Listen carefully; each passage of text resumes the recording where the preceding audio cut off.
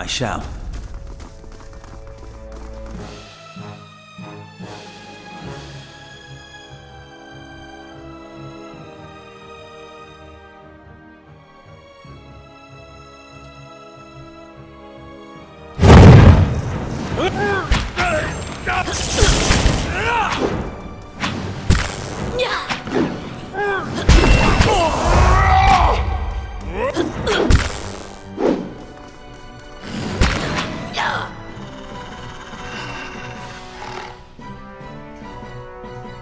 What happened to Adair?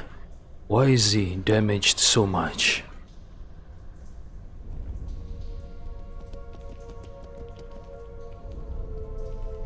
This parchment is worn and tattered, and the ink upon it faded. In this time of hardship, must have just as much faith in ourselves. Really?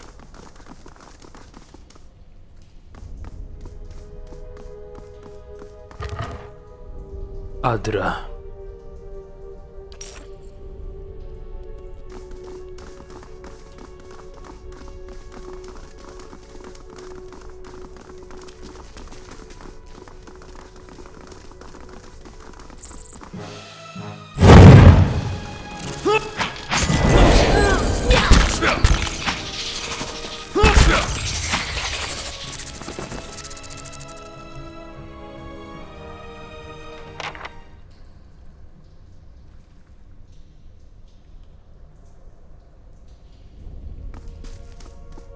The red-brown smears flake away under the toe of your boot.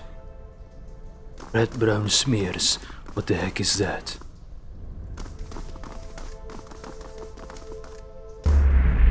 Spirit. The nearby crystals light the cracked mosaic floor in shades of orange, and at certain angles the metallic symbol beneath your feet gleams gold. As you look on, the air shimmers, as if with summer heat. The very dust and air seem to pull together until a thin glowing mist appears before you. In its rippling gleam you sometimes think you can see the shape of a man, features rendered in broad strokes of air and smoke. Arismita asks, "Who are you?" Your voice sparks movement. The spirit surges with a sudden blazing light, and in the next moment you are somewhere else, your mind assailed with a sudden wave of fear and noise. You are in the chapter hall. Priests and faithful have gathered in a great crowd. Spilling into the hall, bodies press against you, surging forward to listen. Your own grief is mirrored in the faces around you. Some of the initiates are weeping. Someone has snuffed the candles and the room is dark, save for the podium. Lit from behind, two people stand before it, lit in silhouette. A man is shouting, voice so ragged with fear you cannot understand what he says. But the rectrix stands calm, unmoved. Her strength will see you all through these dark times. You feel that hope like a spark behind your ribs. Somewhere behind you, someone begins to sing. The spirit tears itself from you with sudden dizzying force, and you find yourself back before the ruined altar, swaying. The spirit fades as suddenly as it appeared. Sagani draws up next to you. "You're right. Looked almost like you'd lost your footing for a minute." Arismital says, "Feels that way when I see into the ether." Sagani watches you quietly. You really are a watcher, aren't you? Once in a great many generations, one of my people is born with the ability to speak to souls. Usually such individuals become elders or a lone set of tracks in the snow.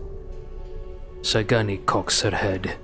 "I would have thought my journey would be easier if I could see what you see, but looking at you I'm not so sure."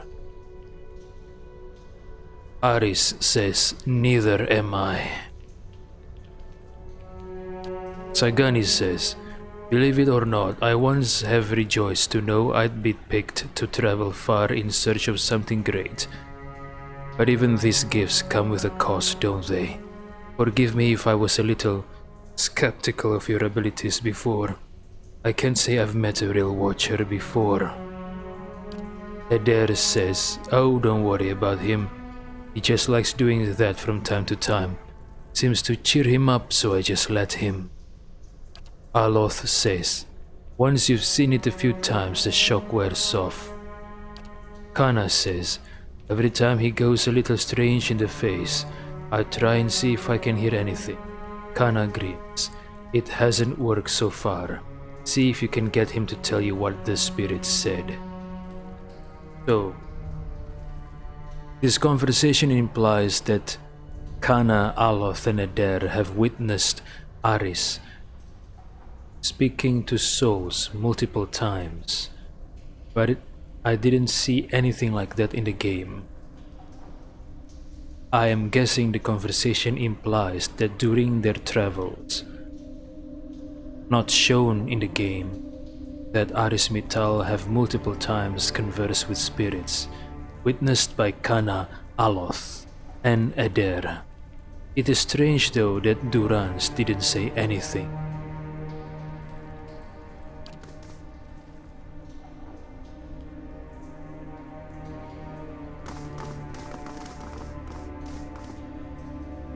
The face of the statue has had most of its features struck off, along with portions of its hands.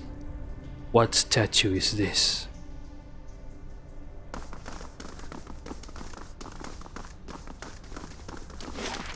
Temple of Eothas.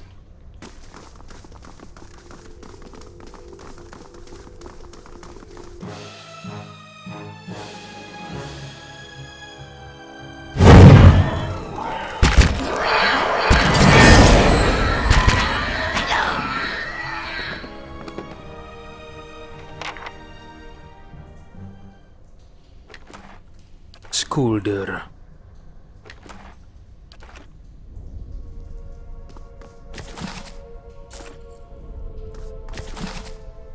Monsters of the Deadfire Archipelago. The archipelago winds its way between the Great Eastern Ocean and the Restless Ocean. Hundreds of small islands in the midst of the water. Few dare brave its treacherous rapids, and fewer still have returned to tell tale of their adventures through it. Travel between the two oceans is virtually impossible. Great storms hammer any ships foolhardy enough to attempt to navigate. And these alone should be enough to deter anyone from attempting the voyage, as untold ships have gone down, tossed against the rocks. The weather and treacherous rocks are only a precursor to the actual horror of the archipelago, the terrors of the deep. No one knows how many creatures stalk the oceans, waiting for unsuspecting sailors to drift into their waters, but we do know some. Barb Ravager. A giant shark that is known to ram passing vessels, trying to knock sailors off the deck and smash a hole in the hull. It has tremendous spines protruding from its side and back that are presumed to be poisonous. The largest sighted barb ravager with survivors was estimated to be almost 30 feet long. Winding serpent, smaller around than the ravager, but potentially longer. The winding serpent attacks in small packs, usually 3 to 8. They have long, sharp heads, somewhat reminiscent of a barracuda. Like the ravager, they repeatedly slam into the side of a ship, hoping to crack a hole in it or knock someone from the deck. They have also been known to swim to the depths and shoot up out of the ocean, landing on the deck, coiling and winding their way around, snapping up any crew they can before plunging back into the ocean. Leviathan. Imagine the largest whale you have ever seen. The Leviathan is at least 10 times that size. By the time a ship sees a Leviathan, it is already too late. As they rise from the depths, the water around them begins to spin and sink, creating a whirlpool. The Leviathan's body surrounds the hapless vessel, preventing escape. And as it goes down, the enormous mouth opens, pulling all aboard to their watery depths. Polpovir. All the creatures you've read about in this book are nothing compared to the Polpovir. Barely the size of a man. What they lack in size and strength they make up for in numbers and terrifying viciousness.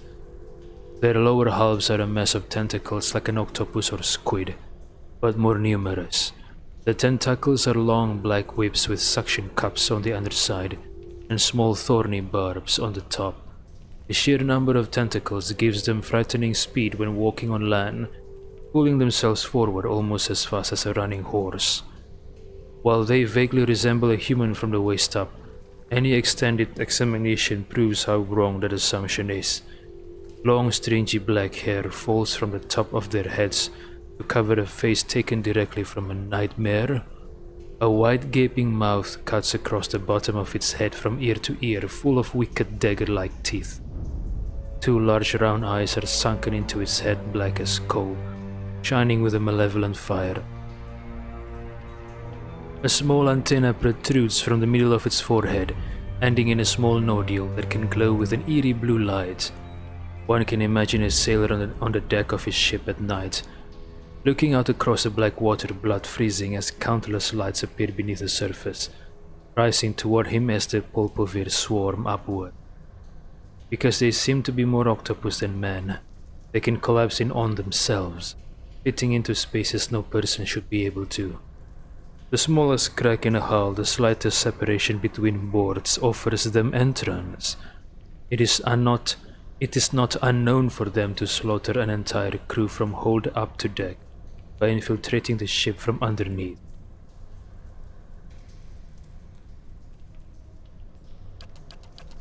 Fortunately, they do not seem to have spread too far outside of the archipelago, but there may come a day when Polpovir attacks become commonplace. So, these nightmarish creatures, they exist where? That Fire Archipelago, between the Great Eastern Ocean and the Restless Ocean. Interesting.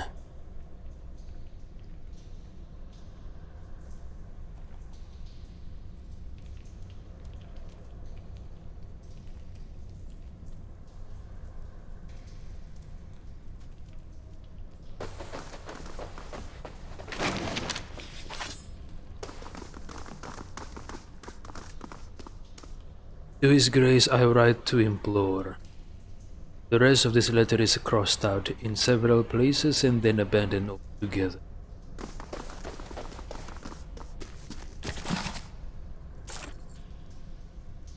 These prayer scrolls are coated in a thick layer of grime and dust.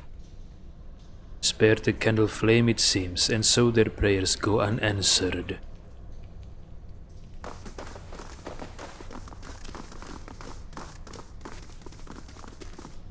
A simple test. That's settled.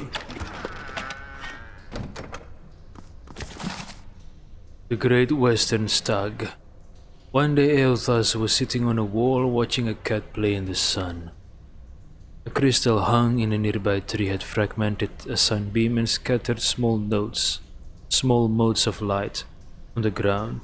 They danced around the cat, sliding over him as he frantically batted at them. He spun in place, following one as it rushed past him, and leaped on it, trying to pin it down. Eothas smiled, amused at the animal's tenacity. The cat landed on a spot, placing his paws over it only to watch it flit away again. Eothas watched the cat's tail twitch and slap at the ground, annoyed that his prey could not be pinned. "Why must you tease him?" a voice said from behind him, accompanied by the crunch of sandals on gravel. "I merely bring the dawn," Eothas responded. "I don't stoke the hunter's heart. That's your responsibility, isn't it?" "True," said a second voice, "but neither do you quell it. If the hunter could not see his prey, would he still hunt?" "So philosophical, Hielia," Eothas said, and turned to greet the two gods that approached him.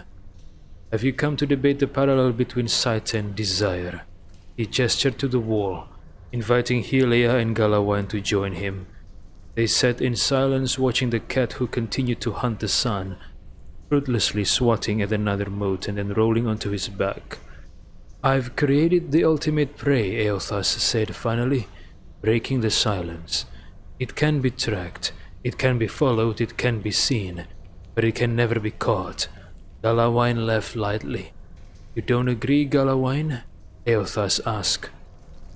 "While it's true that your creation is elusive, it hardly can be considered the ultimate prey because it never can be caught." He paused, his brow furrowed in thought. If that mote of light had substance, the hunter could subdue it. Otherwise it's merely a dream, truly a fruitless endeavor. "All creatures spend their lives chasing fruitless endeavors," said Helia. "It is the way of mortality." Galawain laughed again. "I could create a creature, a living creature of flesh and blood, that could never be caught. I make your dream a reality." Now it was Eothas's turn to laugh. "You propose turning a fruitless dream into a fruitless reality. How is this any better? A life spent in the pursuit of an attainable goal far exceeds any other." "But you just said no one could catch this creature. This is not attainable." Galawain smiled. "Humanity has surprised us before.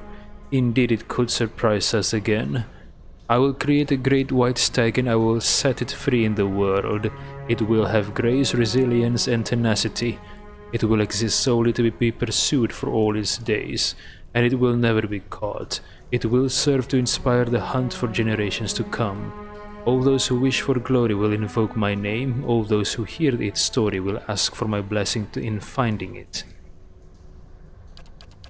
Elea shook her head and threw Galawain a bemused look. "I do not believe this is possible, so I too make an offer. To the person who catches this stag, and they will catch the stag, I will bestow upon them its grace, resilience, and tenacity. Thrice blessed they will be. They will ask for my blessing on the hunt so they can obtain my boon." Galawain and Helia took up arguing whose name would be invoked more when the hunt was on. Eothas sighed, a small smile playing at the edges of his mouth. He stood and looked to the sky. The sun had already started to hide itself behind the mountains. The cat, long ago tired of the stalking the motes, had fallen asleep beneath the tree. He turned and looked at the other gods, deep in debate, and sighed again. "I merely bring the dawn," he repeated as he made his way down the path. "It is up to you to see what I reveal."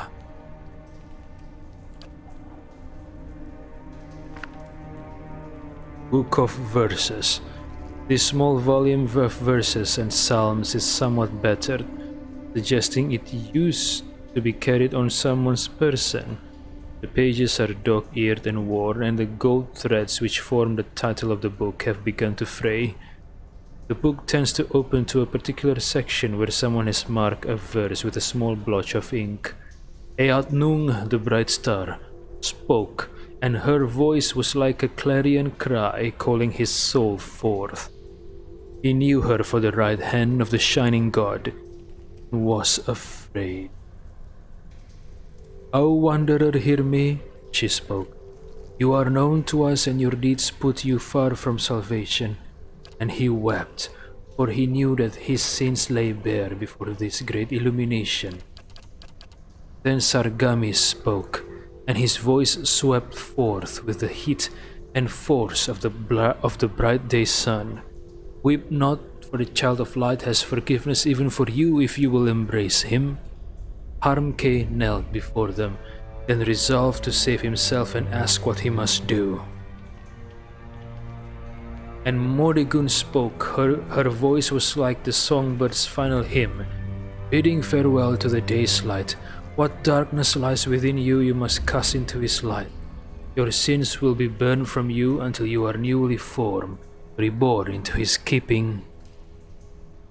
So spoke Mordegun, but Eatnung warned him, saying, "You have walked all these years into darkness and must now return. You will find the path like treading fire, and at the very step you will be tempted to turn away. At every step you will be tempted to turn away, but no harm will come to you if you keep faith. So I think there are three deities, Eatnung, Eatnung, Sargami, and Morigun. Eatnung and Morigun are female deities, while Sargami is a male, and the one apparently being judged is named Harmke. I see.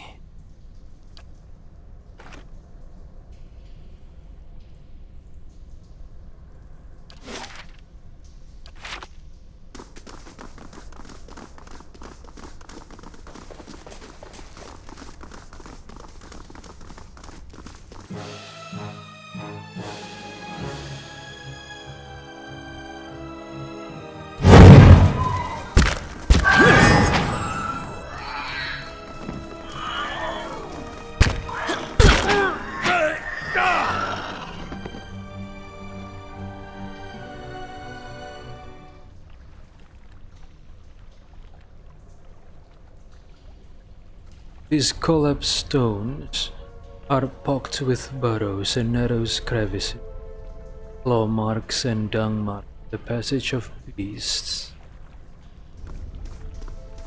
Vermin have scoured this place, though mold still grows in green-black clumps across the table.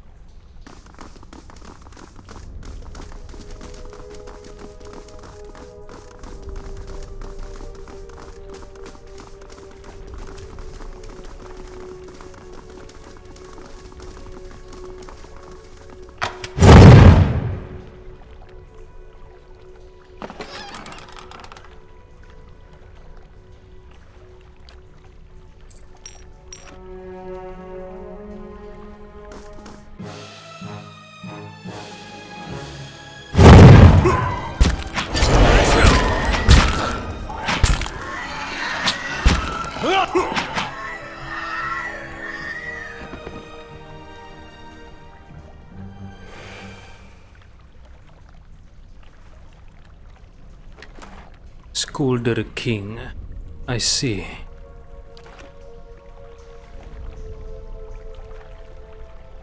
A powerful odor of spices rise from one of these dishes. Vibrant dyes and grain seeds fill the others.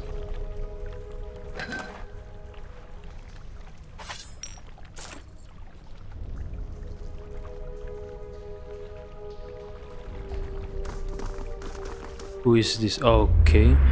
Spirit. A haze fills the air, coalescing steadily into a blur of dust and mist. It gathers into the outline of what appears to be a dwarf, a shimmering echo that fades in and out of sight. But stronger than the sight is the sense within you of a powerful energy. It roils and seethes with a grief that seems to spill into your own thoughts, tainting them until the sorrows is your own. Like a crashing wave, the energy surges toward and into you, and suddenly you are elsewhere. Before you is a brightly lit stone corridor, lined with torches and gleaming crystals. You're running, your footsteps echoing off the stone around you. You forgot to tie your sandals and they're slipping from your feet, fouling your steps. You're late again. The ride's going to begin without you. You hear the tolling of a bell and your spirits lift as you recognize the familiar warped tone of the right hand, representing the first of the dawn stars to appear in the night sky and last to fade in the dawn light. You pray fiercely that this is the first of the chimes and not the last. The lights fade as does the memory, and when your eyes clear, the spirit is gone.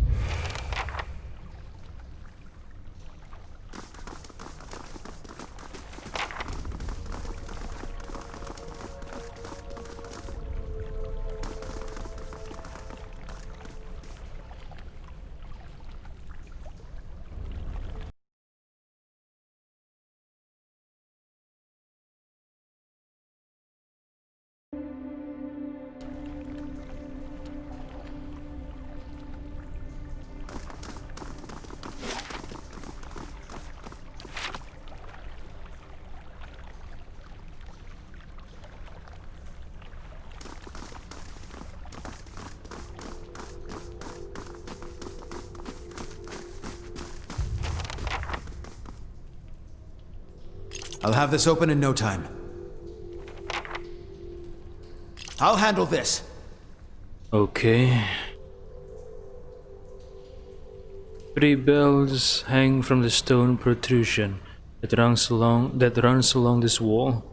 Years of dust and grime coat the metal. There is one large bell at the center, flanked by 2 smaller ones. Examine the bells. The bells appear to be fully intact.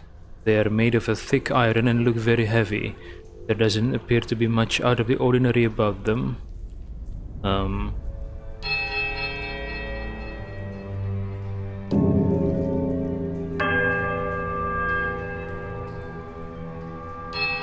bells' merry tolling sounds once more through the ruins. A strange hush falls upon the room, muting the sounds of the bells and the eternal drip of damp stone alike. And then, a sudden dissonant toll sounds from the bells, so loud and piercing that you are compelled to cover your ears. Then at last silence once more. The bell tolls a high, piercing note of startling power. Tone echoes merrily through the halls until it seems that a dozen chirping notes ring through the temple. Middle, larger bell.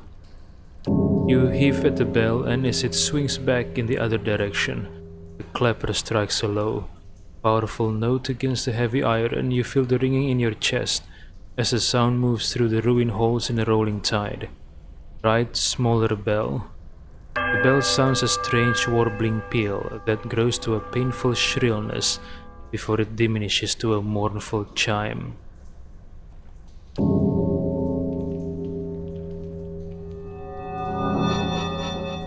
Okay, and then at last silence once more. Leave.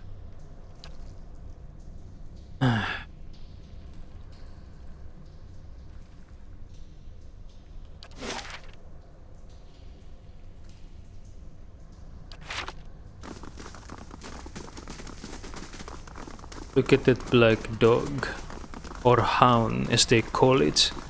So cute, following us around.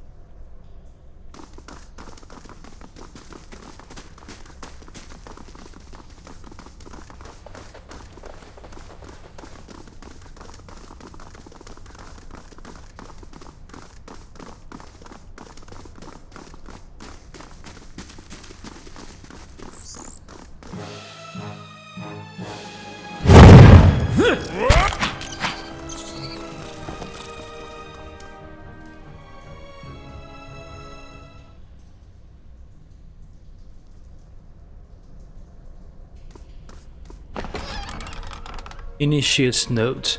This parchment is relatively intact, but the link upon it has faded. You can make out a few patches of careful, tidy script. Isitors to the ritual floor, rectrix obrica says, damnation for even these, or God and struck the largest bell first, rather than second. The rest is illegible.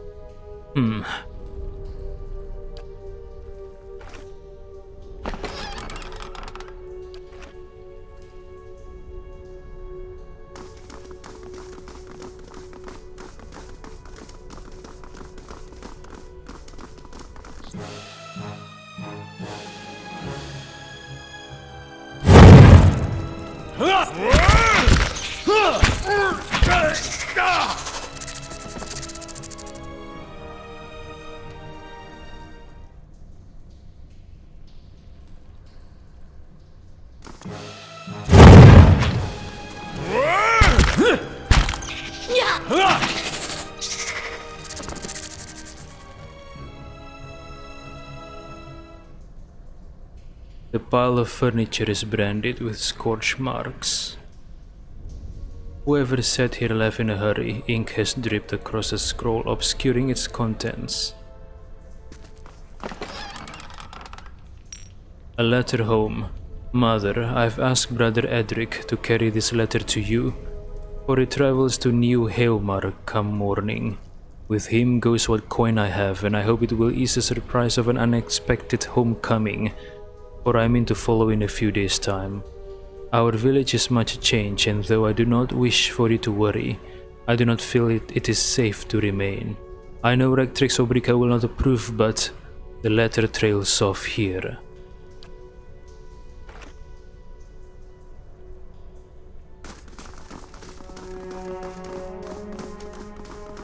Well, well. Eder has discovered something. Ah, I see.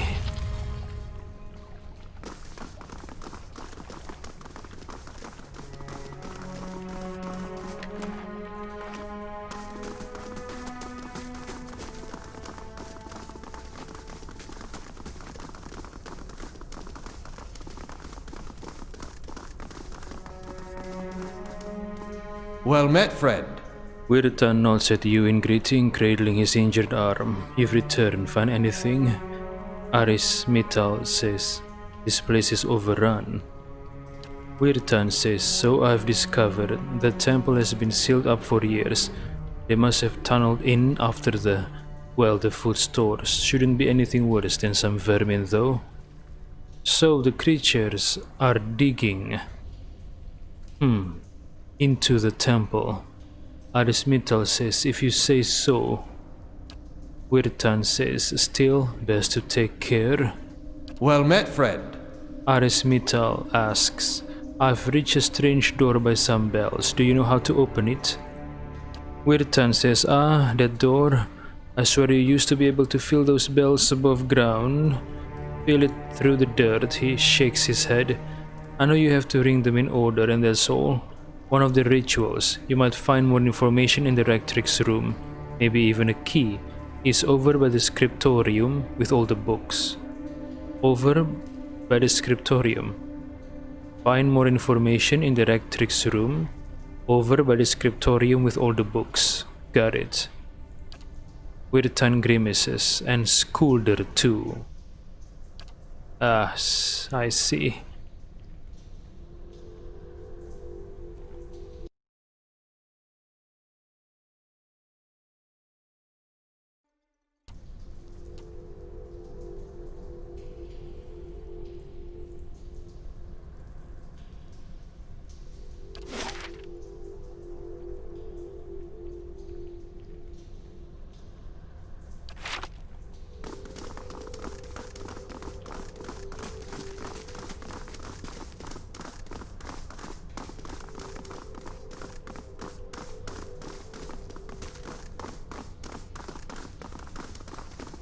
The room with the books. This room.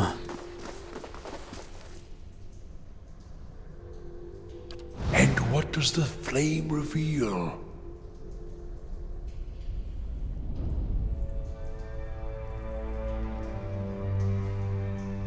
I think I see something. Kana has discovered something. Alright.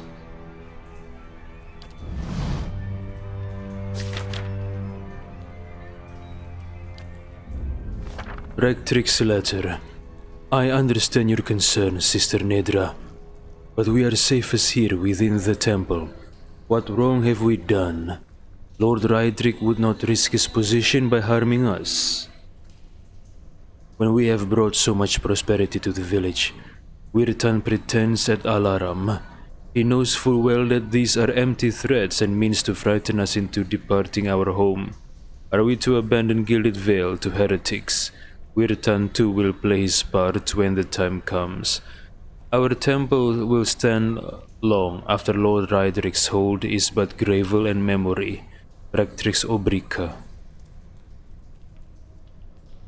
Oh. That prediction is missed. Engraved silver key. This large silver key has a handle in the form of a stylized sun. This must be the key to this door.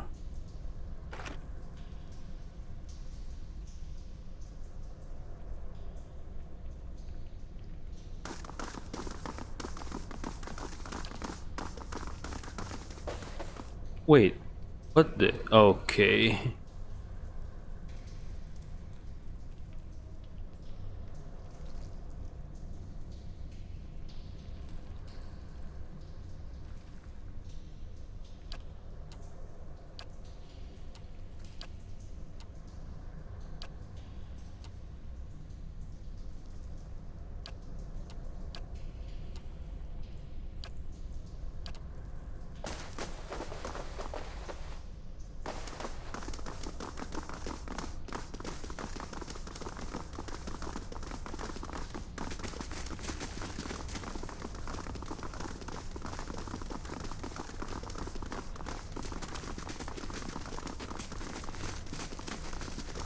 Unlock with engraved. Used engraved silver key. Okay. Yes.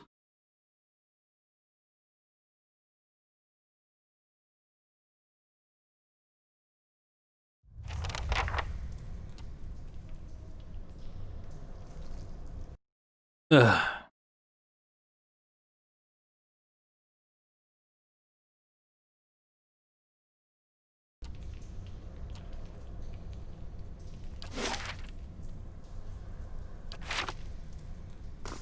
You know, it's strange looking back. All the time I spent here growing up. Never seeing what was coming. Eder is reminiscing. Oh, cute dog. Shadow.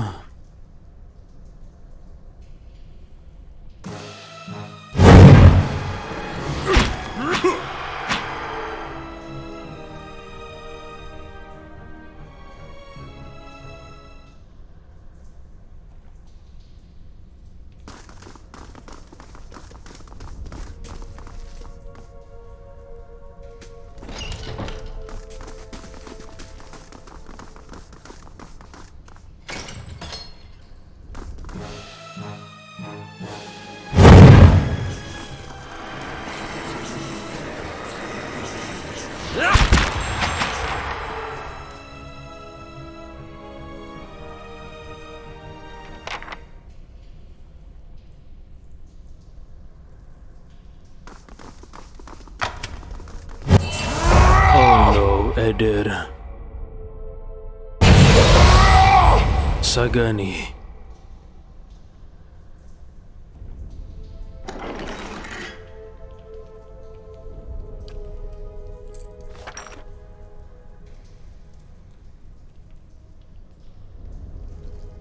I can do that. As requested.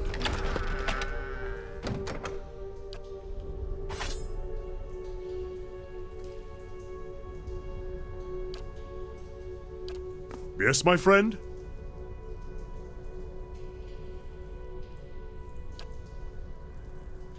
Alright.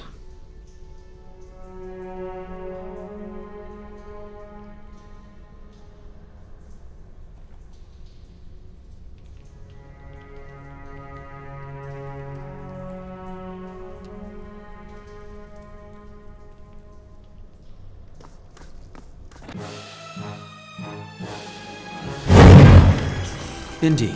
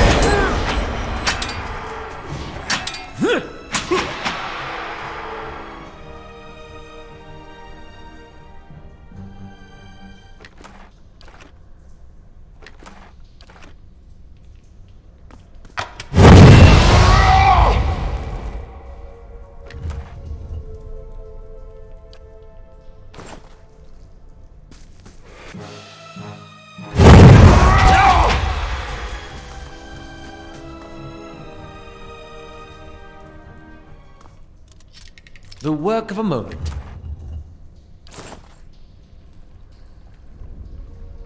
Why is the dog looking outside the door? Is someone there?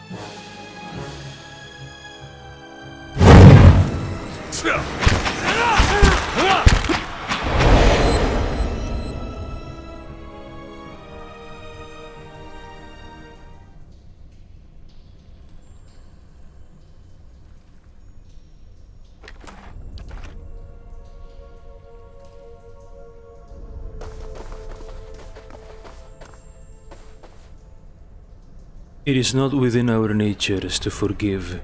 Those who seek redemption seek a long and winding path, a road which takes us down into the very hollows of our soul, and asks us to reflect upon the fractured aspect of ourselves.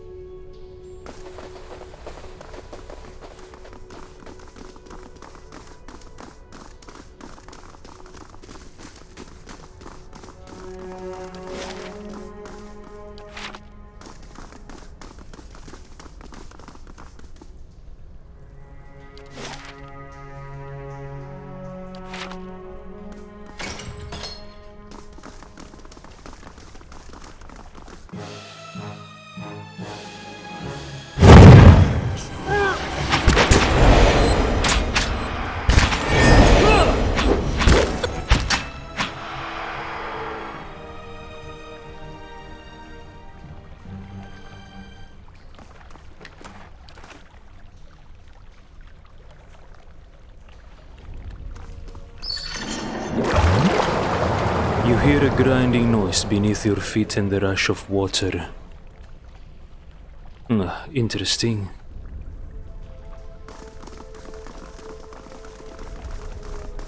Here I see staircase.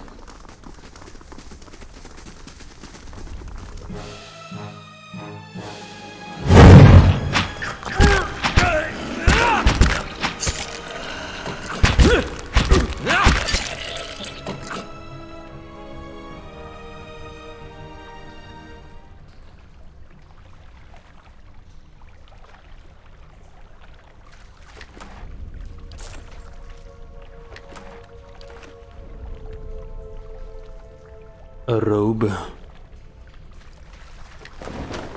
Gleaming silver key. This large silver key catches the light strangely seeming to glow. It's a robe.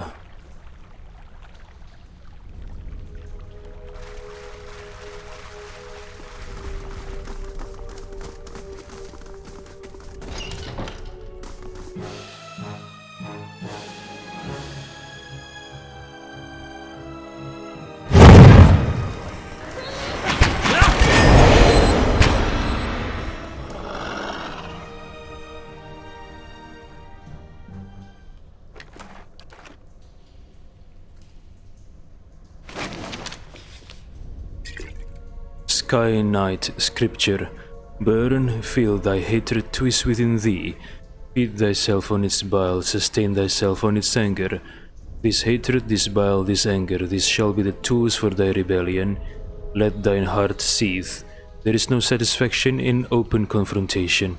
Hide thine hatred, let it grow that it may fester. May make thy plots in secret.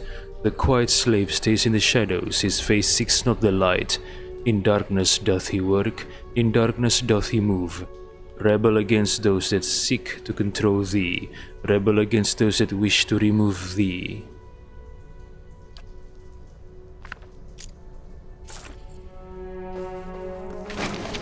Elthasian Prayer. And the sun shall break through the darkness, the new dawn arriving with the rebirth of the day. Rejoice all ye who dwelleth in the shadow, who are broken and beaten. The winter soon comes to an end. Spring shall rise, bringing light and life to the world. Radiant light, radiant life, and thy soul shall find warmth in his arms. All creatures bask in his glory, the rays of his countenance bathe the world, bringing an end to the night, ushering in the day. Kneel before him and wonder at his benevolence, feel the warmth of his radiant presence. If thou art broken, he shall make thee whole. If thou art in darkness, he shall bring thee to the light. If thou art sinful, thou shalt be reborn. If thou art cold, his warmth shall bolster thee. How canst I, so lowly and worn, speak words of proper adulation? Thine eyes whose gaze sees the sin in me yet still shows love. Thine hands whose grip pulls me out of darkness. Thine ears listening to my every prayer. Thine heart bright as the dawn, giving me warmth when I am raw. Eothas, light of spring, sun of the world, thou givest me life and purpose. If thine heart be black, if thine intention be impure, thy life is forfeit. For he hath seen, he can see, he will see. Nothing is hidden from his glory. His light touches every corner of the world. Nothing is hidden from his sight. If thou dost thy work in the dark, if thou wouldst keep thine actions hidden, thou shalt be burned in the sun of the new dawn. They come soon, prepare for new dawn. Nothing is hidden from his reach.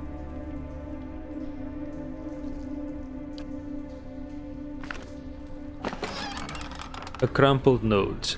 This letter is fairly intact, though the parchment itself has been crumpled. Gejester, I know that the temple baths boasts great healing properties, and that your back ails you still. Still, I would ask that, if you are to indulge for the greater part of the day, you give over your key to the sanctum to someone else for safekeeping. This is not the first time we have been forced to wait to perform the day's rites, and Rectrix Obrica is often too far below to hear our knocking.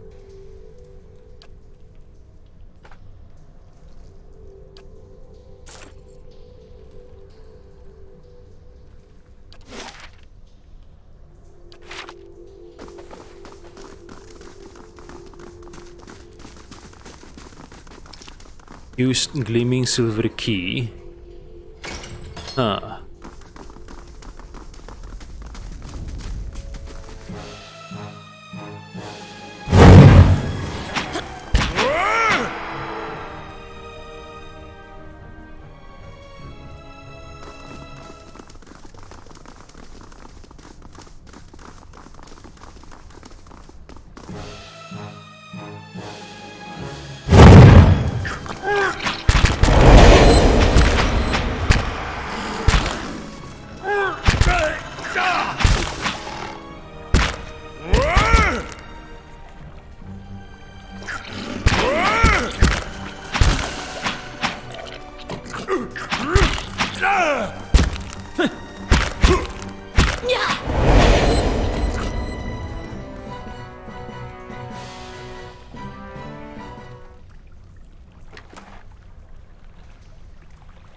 Peridot. Found almost exclusively in a pale green color, peridot is a glassy stone that is easy to find but difficult to find in specimens of gem-worthy quality.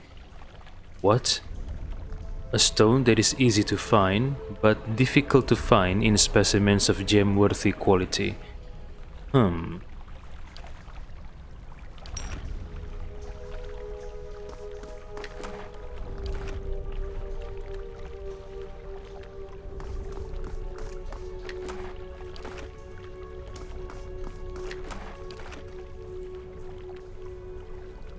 The still dark waters are reflective as black glass. What? Black glass.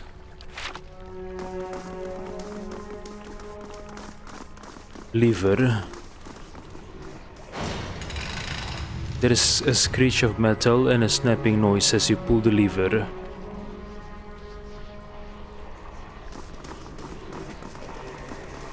What's that? Oh my, says Aloth. Huh. I'll see what I can do. The work of a moment. Gaun's share. A lesser-known aspect of the god Eothas, Gaun represents the cyclic nature of life and the seasons, and is often portrayed as a farmer wielding a scythe. He enjoys popularity among more rural followers of Eothas, who are drawn to his varying identities as provider, shepherd of the dead, and defender against injustice. Gaun's share is said to have been crafted by a distraught Dirwoodan smith after the destruction of his home by a Glanfathan raiding party. Upon arriving at the neighboring settlement, the smith immediately set about his work, tending to craft a weapon suited to righting the wrongs done to his village. Toiling over several weeks, he was able to fashion a heavy flail covered in small, sickle-shaped blades, with which he was determined to send any returning invaders into the afterlife. Okay, I'm not going to deny the grief that this smith must have felt when he lost his home to a Glanfathan raiding party. But technically, in the conflict between the Dirwoodan and the Glanfathan, it was the Dirwoodan who were invading. They were originally Idiran, and then they ventured to Deerwood and colonized it. So technically, the Deerwoodan colonists are the invaders.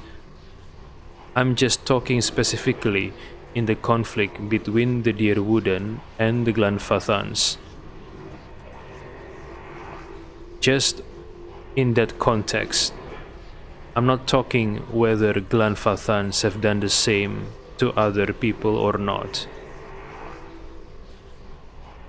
Maybe the Glanfathans had done the same to other people, I don't know. But in the conflict just between the Glanfathans and the Deerwoodans, technically the Deerwoodans are the invaders. But again, I'm not going to deny the grief the Smith must have felt. And also I'm not going to deny the grief that the Glanfathans must have felt as well. I just want to make sense of this.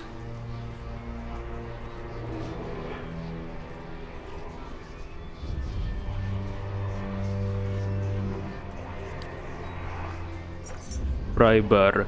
Effective for prying open certain types of containers, but not especially useful on doors due to the uneven and narrow distribution of its leverage.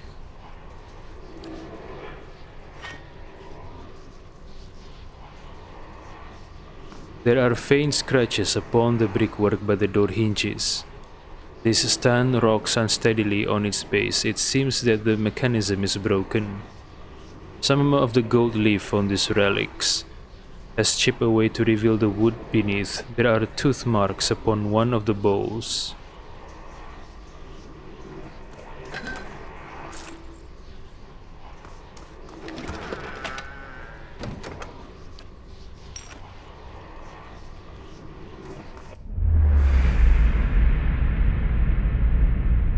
Lost spirit. The light rises from the bones as you approach. You have a moment to register the faintest image of a standing figure. Features a blur of mist or smoke before the world tilts. It is as if you have stepped sideways and into a new life. You are racing down a flight of stairs, following a weaving circle of torchlight.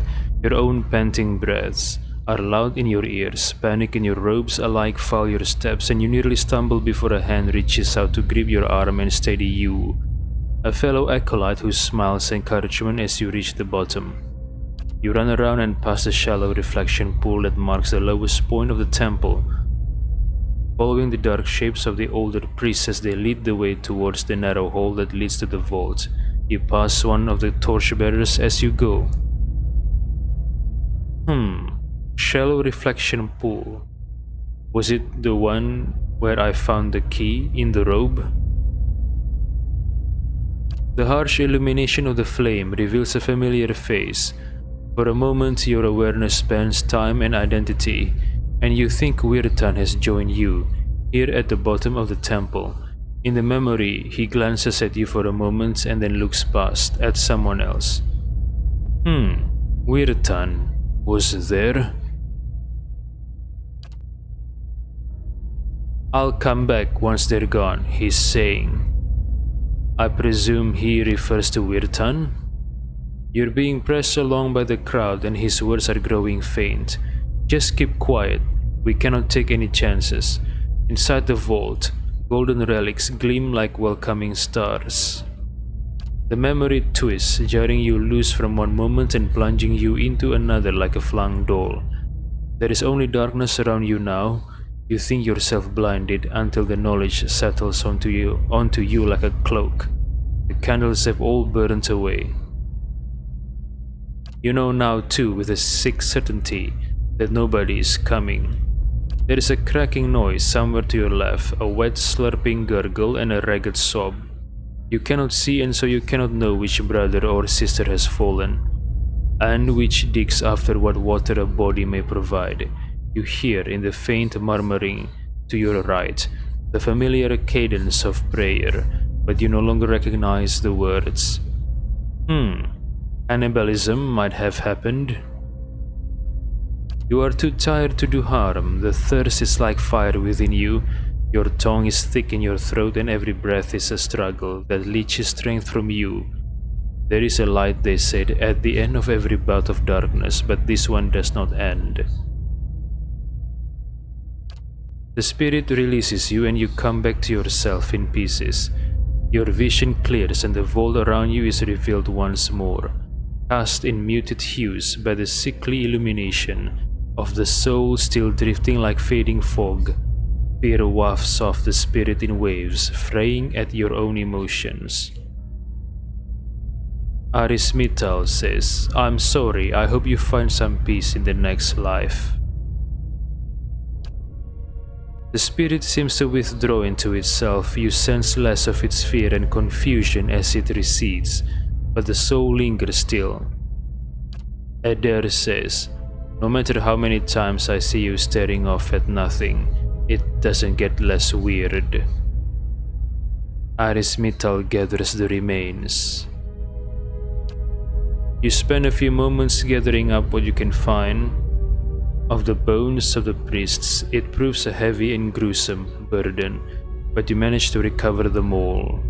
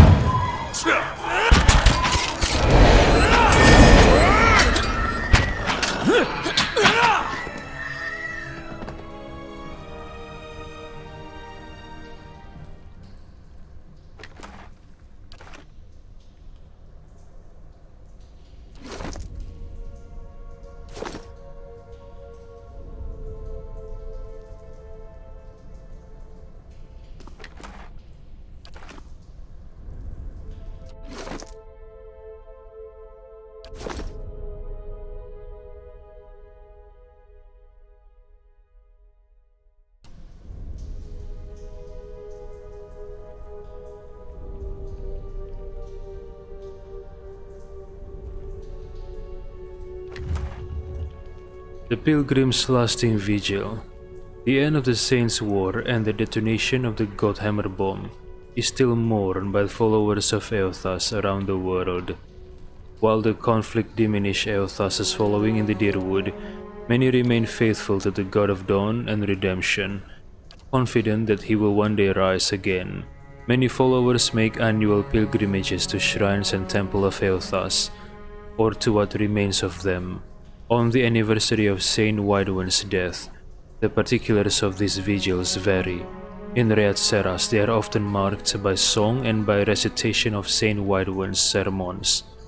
In the Deerwood, where worshippers of Eothas are often persecuted, such as ceremonies may involve standing in respectful silence until sunrise.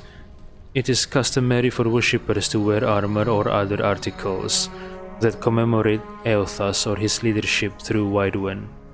This helmet bears the sunburst emblem of the Reat Seran army. It was likely first worn by a soldier serving in the Saints' War. So why is this helmet of a Reat Seran army lies here in this temple? Huh?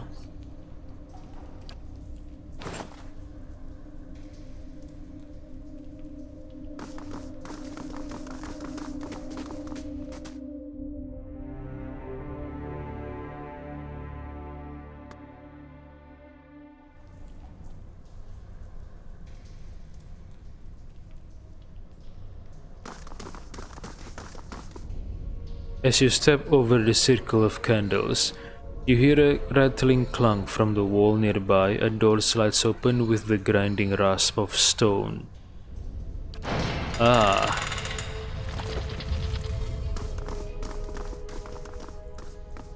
The candle flickers gently as you approach.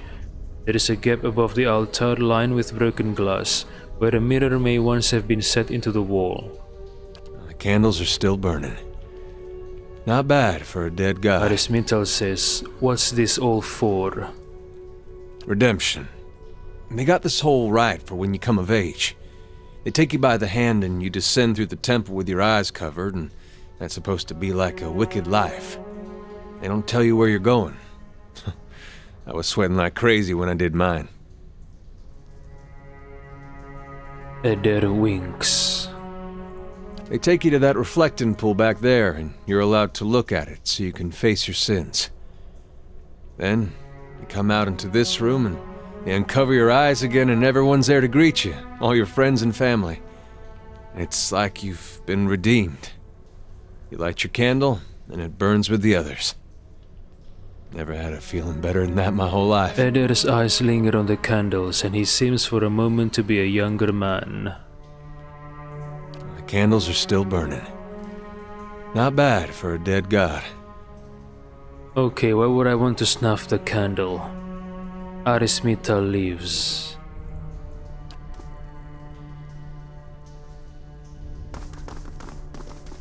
It was nice to see those candles still burning.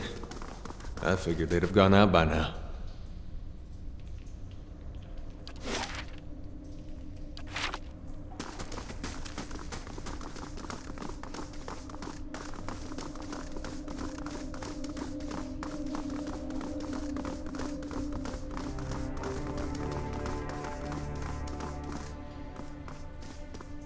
Good day to you. Wirtan smiles nervously as you approach. Think I've sorted out the worst of it. Arms hurting a little less. He hesitates. You were down there a while. Did you find anything? His eyes dart constantly about the ruins.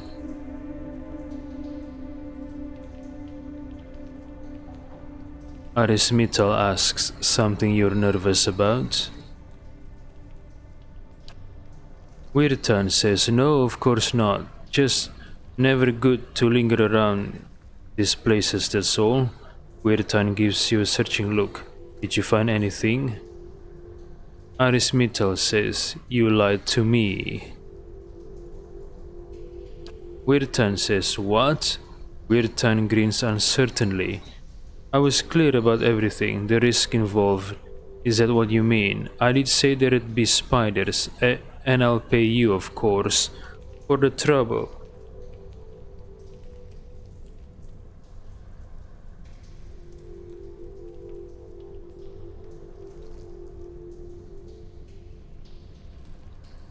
Arismital says, you're very nervous for an honest man. Something weighing on your conscience, maybe? Wirtan opens his mouth to protest, but something in your expression stops him. He swallows nervously and looks away. His voice when he speaks is small. How did you?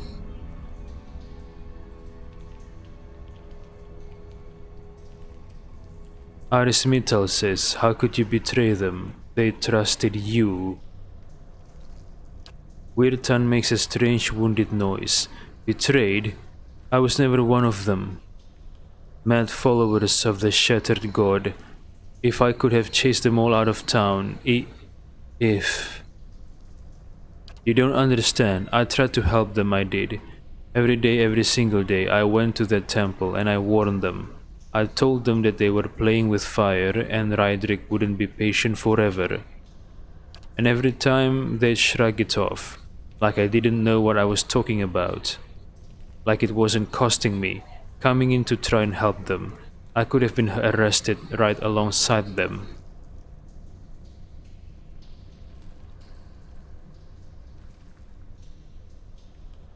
Arismital asks, so you killed them because they wouldn't listen? Wirtan says, no, of course not. I don't know. Wirtan whispers very quietly. I think on it all the time, wondering. I told the commander the priest had left town, and he ordered the temple sealed. I remember that moment. It was like a dream, like I went away for a time. I watched them start bringing the place down, burn the tapestries, the books. It was like between one blink and the next.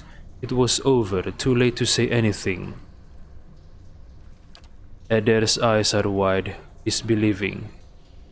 Too late to say anything? You had days to tell someone. I'd have dug them out with my own hands if I'd known. There were some of the last decent folk left in this hole. Now all we got left is people like you.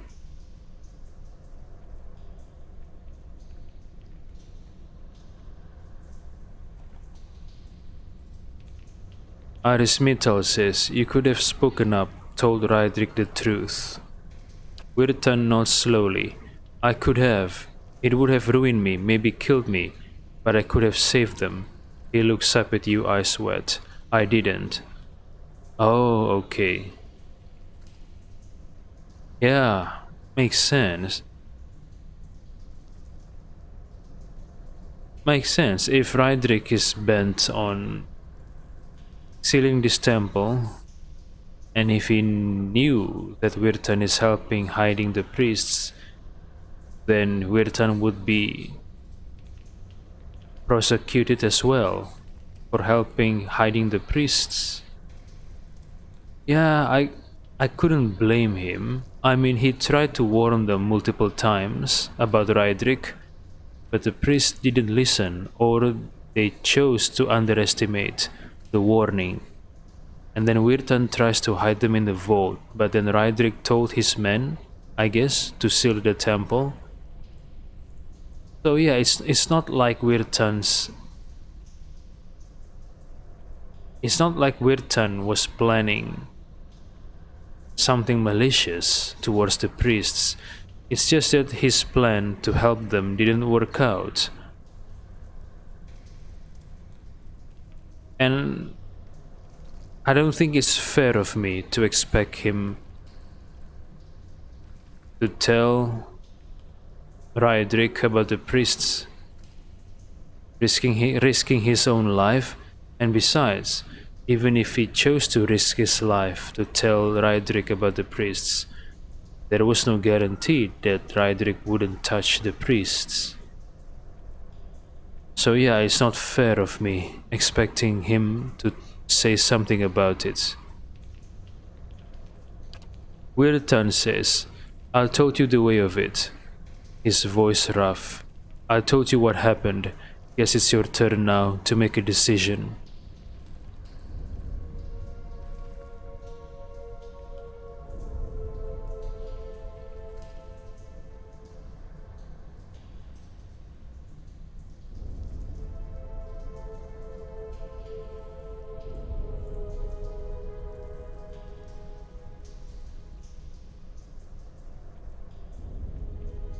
Arismital says, I just want the money you promise, the rest is your own business.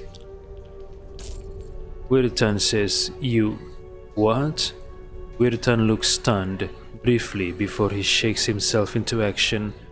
Oh, of course, here. Wirtan takes a coin purse from his belt and shoves it at you, as promised.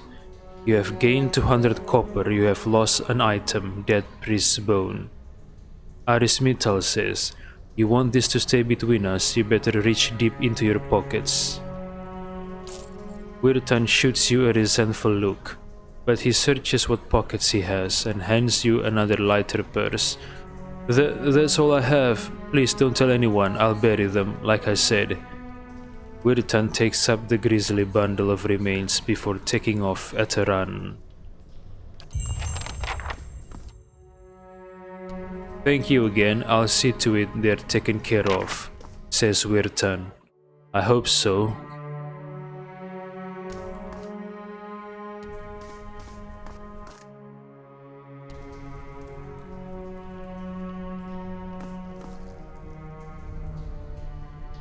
Okay.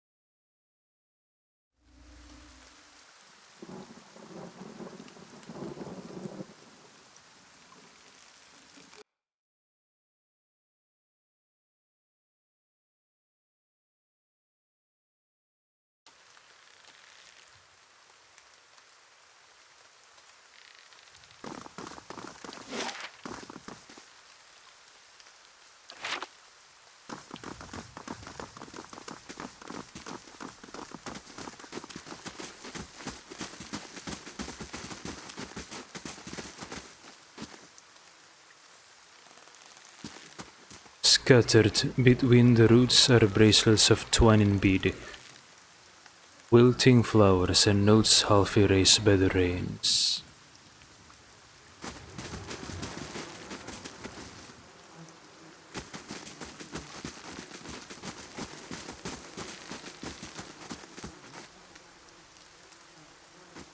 Archer says keep out of trouble. Move along.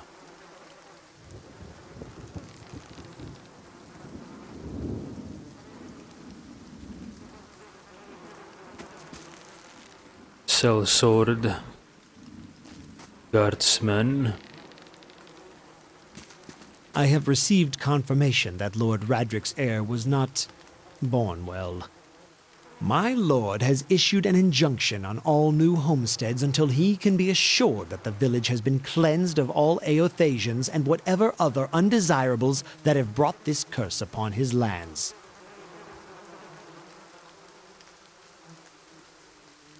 It would be best if you left town as soon as possible. I would suggest returning to your old home. There will be no place for you here. You may stay at the inn until you can make the necessary arrangements, but I would not advise remaining long. I expect Lord Radric will be most thorough in his efforts to purify this place. Aris Mittal says, tell me about Lord Rydric.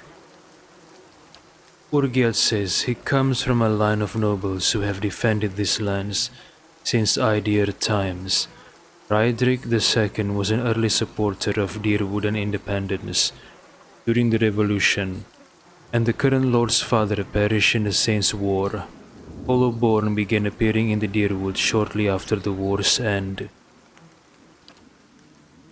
Lord Rydric has taken it upon himself to purge the curse from Gilded Vale.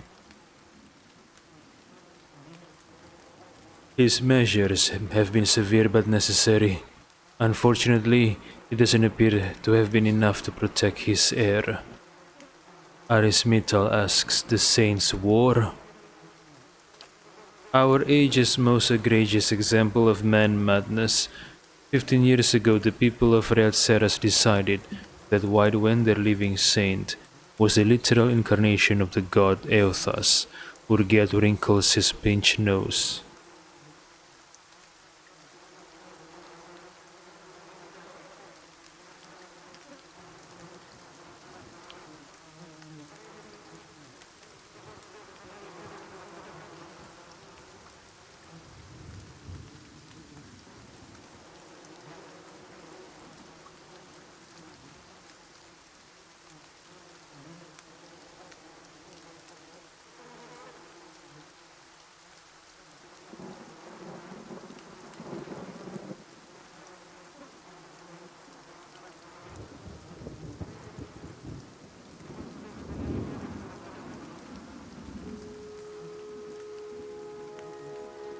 The supposed saint took it upon himself to liberate the Deerwood, supposedly from allegiances to less worthy gods, but I've never known an army to conquer a land for its people's own good.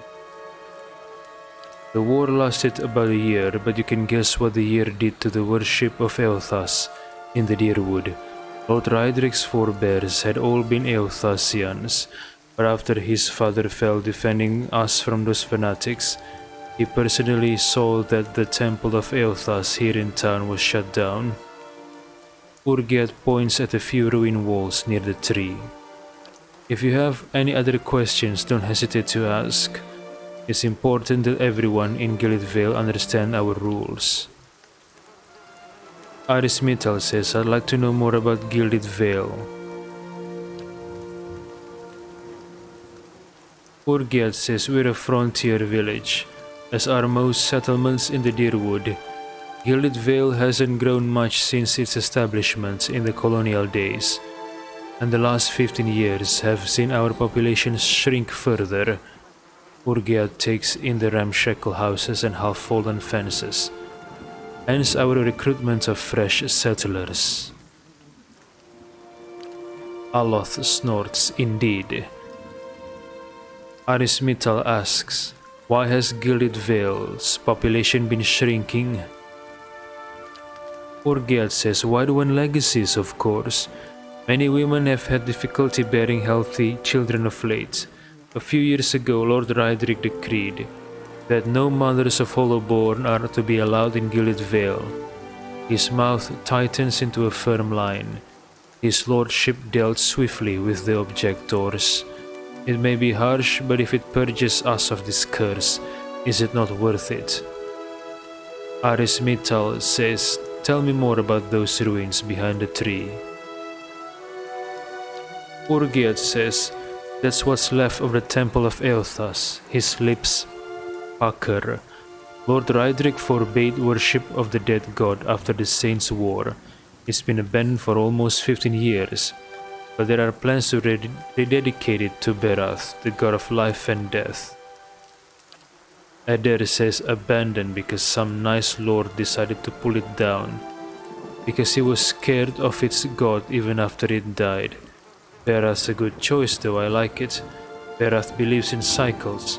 I like to think that what happened to that temple will get repaid someday too.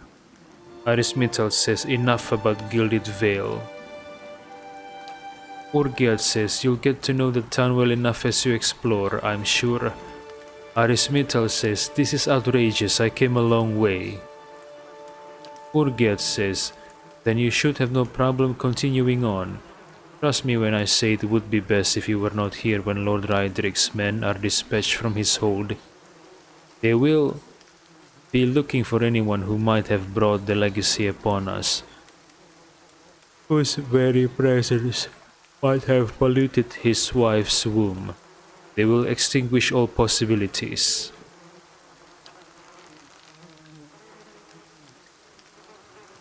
Urgiad wears a twisted frown. I'm afraid I still cannot help you find residence here. Lord Rydrick's son was deemed a hollow-born. This makes circumstances even more fraught than before.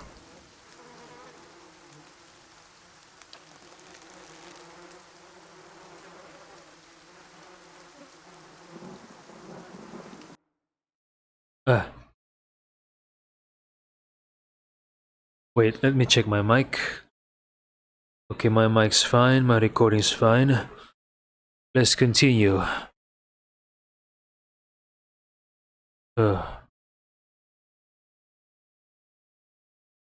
Yeah.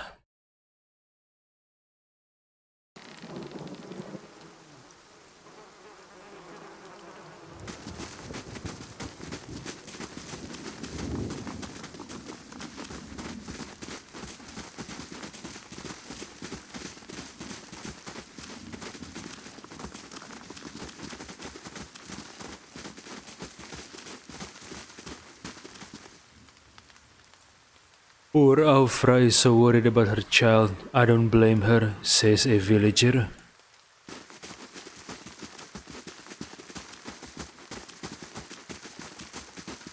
Zlos the usurper. Link. Must be character backers. Yeah.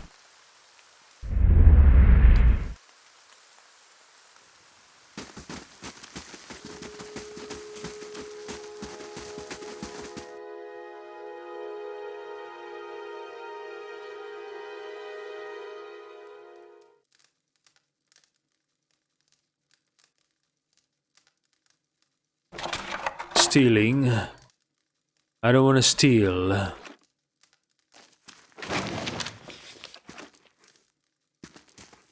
This worn dog-eared book is titled Travels Upon the Celt Glass Sea.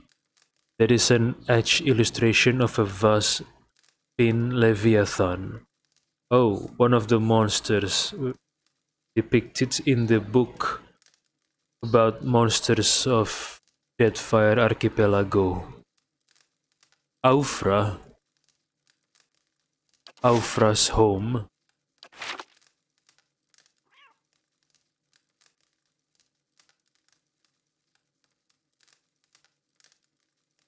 A dear wooden woman is standing in front of the fireplace humming a quiet tune to herself, or perhaps to her unborn child, for she is clearly quite pregnant. She turns her head slightly as you enter. Hello. Aufra says, "Well, finally, I was starting to think." The woman makes a startled noise once she turns around and sees you.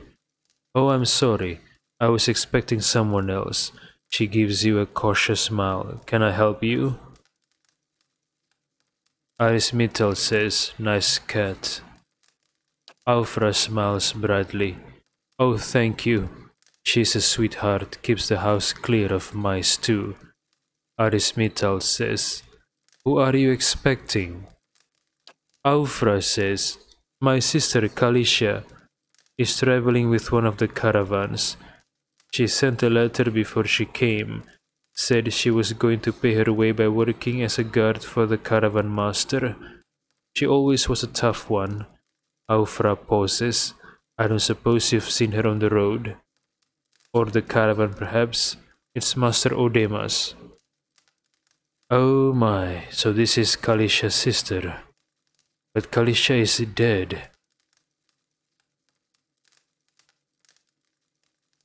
Aris Mittal says, "The caravan was attacked and we escaped, but Kalisha was caught in a bivouac." Aufra covers her mouth with a hand, eyes wide with horror. For a few moments she can manage nothing but a strangled, voiceless gasping, her eyes brimming with tears. Aufra says, "I knew. I told her it was a dangerous path to take. Kalisha was always so certain she could take on any danger." Aufra sniffs. "Oh, my poor sister. I'm sorry, stranger. I cannot believe she's gone. If only I hadn't called her here, if I hadn't written to her, she might still be alive somewhere." Aufra's face crumples, and a solitary tear slides down her cheek.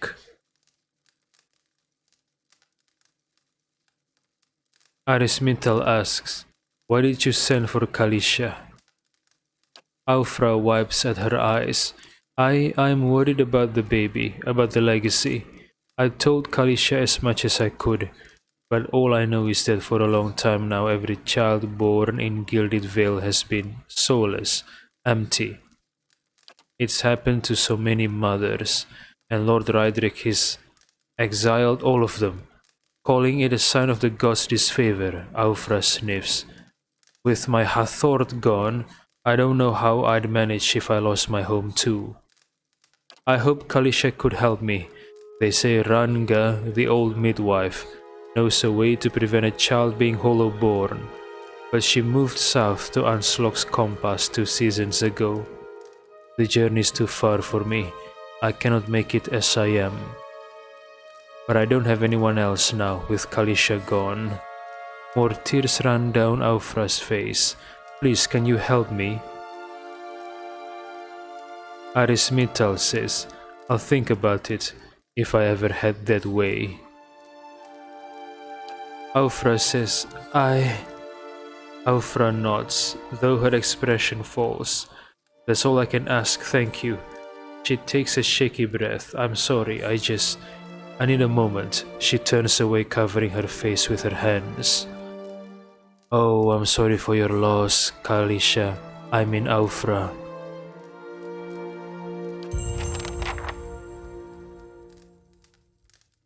Aufra says, Oh, you're back." Aufra wipes at her tear-stained cheeks with a handkerchief, trying to regain her composure. "What is it?" Arismittal asks, "You live here alone?" Aufra gives a solemn nod. "Yes, it was my husband and I for a good many years. My Hathord, taken by bandits out on the southern road, gods keep him." She sighs, looking back at the fireplace. "I miss him every day." Arismittal asks, "Where did you say Anslock's Compass is again?" Aufra says, "Oh, it's south of here, past the wilds." Aufra eyes you hopefully. "If you should happen that way, please, perhaps you'd consider speaking to Ranga for me."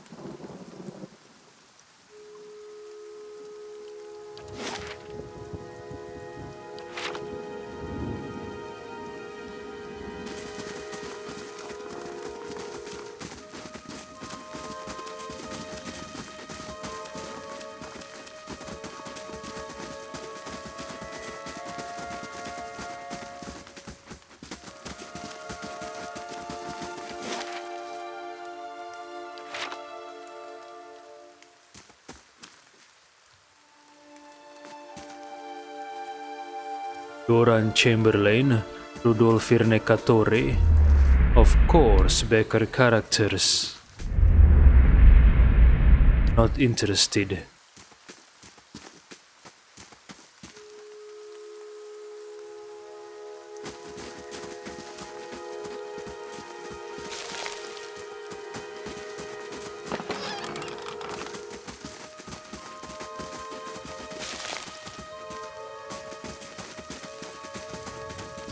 Despite the rains, the stalks feel as dry and stiff as a locust husk.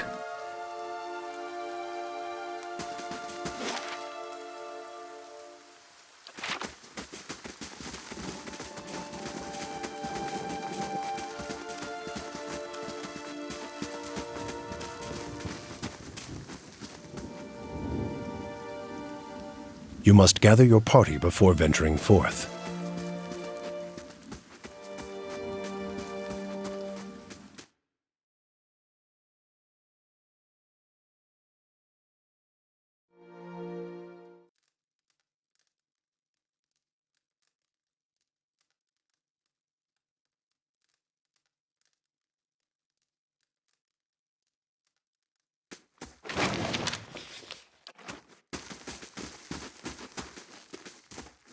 Reds scurry behind the sacks. Edeline Preostun. Kyra Iloth.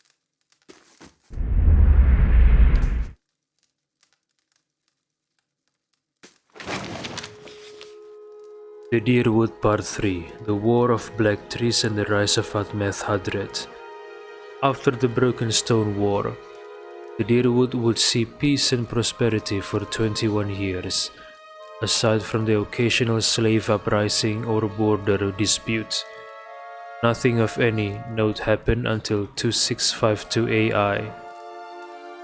Some of the Deerwoodan earls, tired of being restricted by the treaties and encouraged by imperial sources, defied the decrees and actively sent people to loot the ruins in the Deerwood. Response from the Glanfathans was not immediate, but when it came, it was brutal and bloody. There was a slave uprising and Ragged resumed control of his guerrilla fighters. A contingent of Delemgan joined the forces as well, making the fights in the forest even more deadly for the Deerwoodan soldiers. Edrang, then far too old to lead Deerwood in the war, sent his son, Admeth, to deal with the situation. Admeth, showing the same tactical prowess as his father, set fire to the forest at the Ische Uar River and then blocks the forces retreating from the inferno. Some of the Glanfathans escape, but thousands would die in the blaze. Ragged is captured and sent to holding in New Heomar. It goes on for several months and Admeth uses the same tactic many times to flush Glanfathans and Delemgan from the battlefield. The entire war lasts less than a year. The Deerwood eventually wins, but at a terrible price. This conflict would come to be known as the War of Black Trees.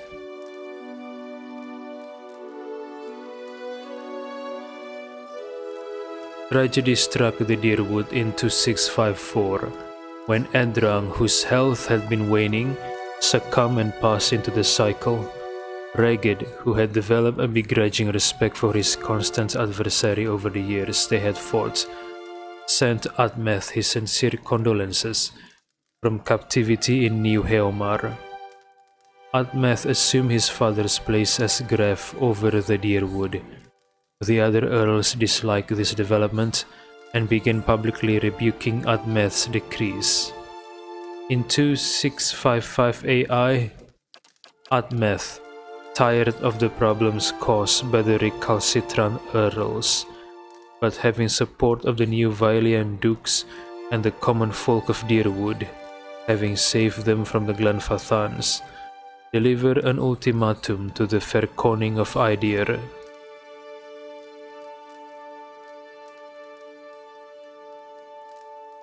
He demands to be made a Gref Palatine. This move would give him authority and power over all the earls, their holdings and their titles. Deerwood would become a palatine instead of a gref fram. The fair Koning, who did not want to have to deal with the rebellion while trying to establish a hold on the Vorlas trade network in Riad Seras, begrudgingly agreed to Admeth's demands. Admeth would use this new power to bring all the earls in line.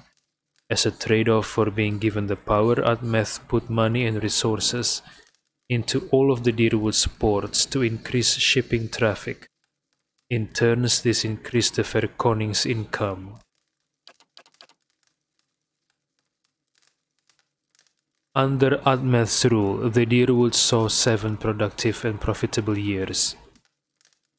In 2662 AI, he did what had been tried for many years without success.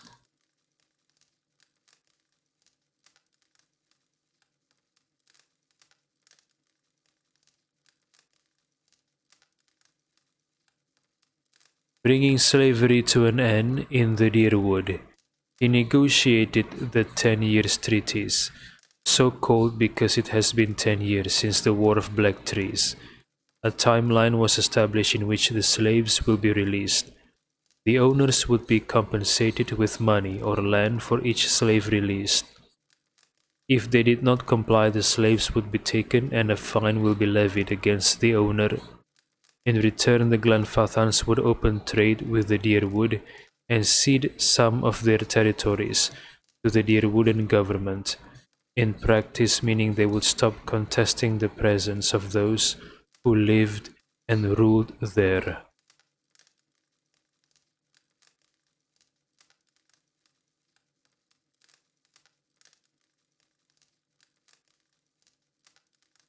Hundreds of coopers attempted to rebel against this. Admeth, expecting just such a reaction, reacted accordingly and the rebellion was quickly crushed. His agents then spread propaganda through the populace, making the Coopers' rebellion and its instigators seem far worse than they truly were. This tactic worked and there would be no more trouble. What are the Coopers?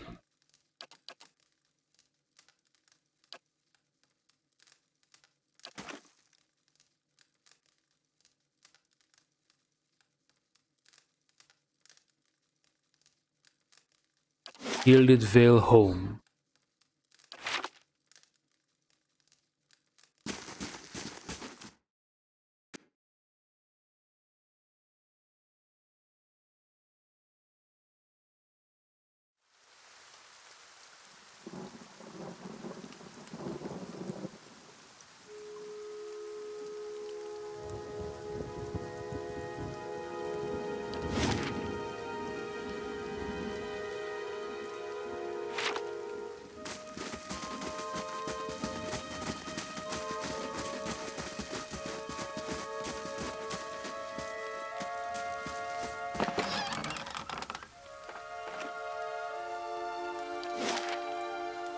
Ingroid's house.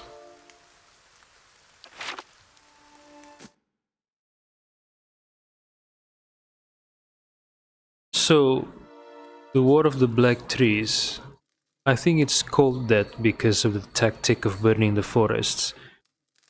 Is the War of the Black Trees is the one that the Ghost Commander was involved in? He was giving an order to flush the Glanfathans by burning their huts or something like that. So does that mean the Ghost Commander back in Kainua, he lived during the era of the Black War Tree? I mean, War of the Black Trees.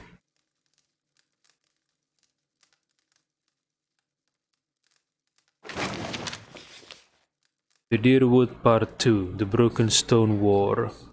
In 2626 AI, a group of farmers, while clearing farmland for planting, accidentally knocked down one of the ancient Adra menhirs on their land. This innocent act drew the ire of the native population and started what would come to be known as the Broken Stone War.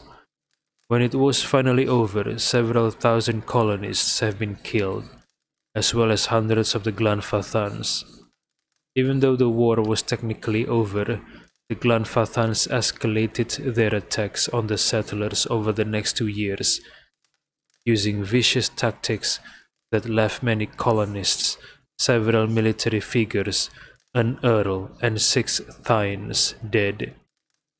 Unable to stop the Glanfathan attacks, the earls elected Earl Edrang Hadred to the position of Gref.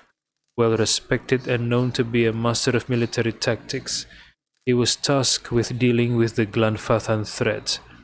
Edrang fought with the Glanfathans, led by an Orlan named Reged.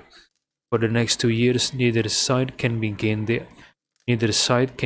upper hand, on the other resulting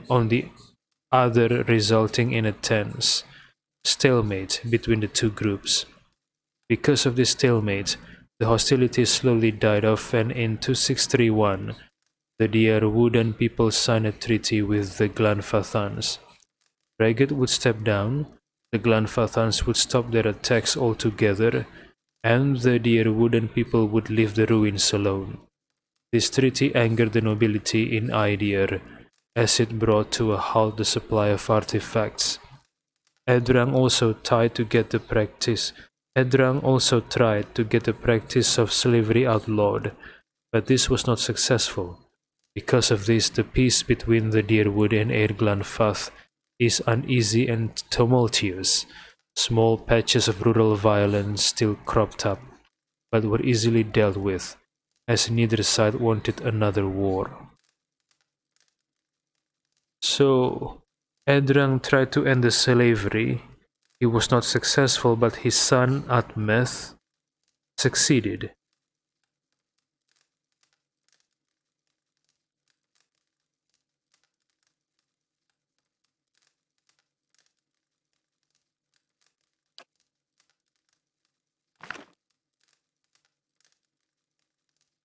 This bottle of Sonret is half empty. This man and woman appear to have been deep in conversation, working at closing 2 bulging satchels. They move to embrace until the woman notices your approach and pauses, her smile faltering a little. Good day to you. Ingroid says, "Can we help you?" She looks to her companion, brows furrowing with confusion. "Do you know this man Nonton?" Nonton coughs. Yes. I think we met in the Valewood. I warned him about the bear." Nonton inclines his head. "Glad to see you've made it. Was there something else you wanted?"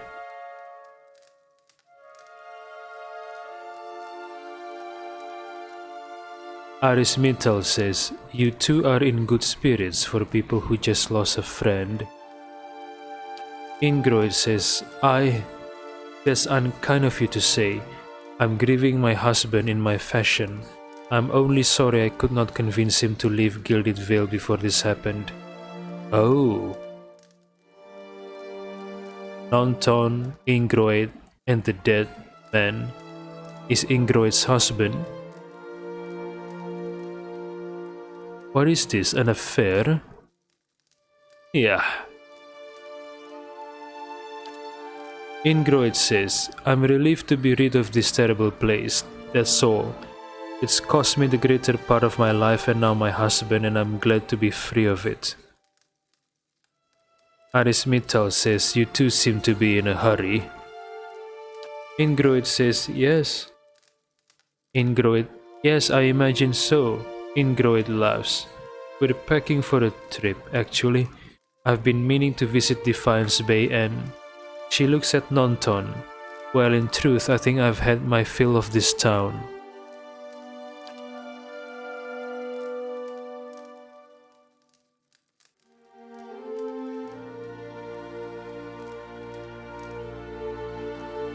Nonton reaches to take her hand.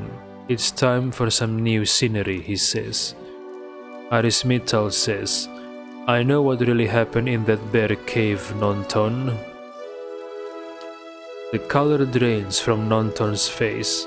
"I don't know what you mean. I told you the truth of it." Ingroid says, Are you accusing him of something? Ingroid looks to Nonton, touching his arm. If this is about the accident, we're both grieving Perley's loss, but it was a wild animal's doing. Nonton shakes his head minutely. You see a tremble in his hands. What would make you suggest such a thing?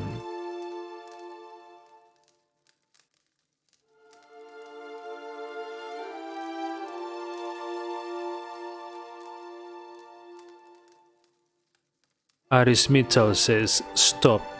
I have no patience for cowards and liars." Oh, I'm not going to use that. Arismital says, "Why did you do it?" Should I use the resolve option? Arismital says, "Stop. I have no patience for cowards and liars." Nonton flinches, but meets your gaze. After a moment he sets his jaw and nods. "Fine, I confess it, I did it.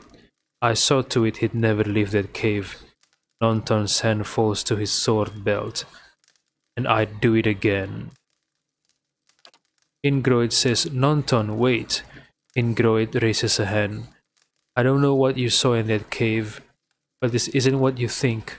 Perley, my husband, he was as much a beast as that bear. I tried to leave the first time I suffered his temper, but he wouldn't have it." Ingroid looks away, expression pained. "Nonton, we met, and I knew I'd found someone special, someone kind, who cared for me. Please. All we want is to leave this place, to start somewhere else. We," Ingroid looks down at the satchels, "we've some coin saved up. You could have it, if you'll only let us go."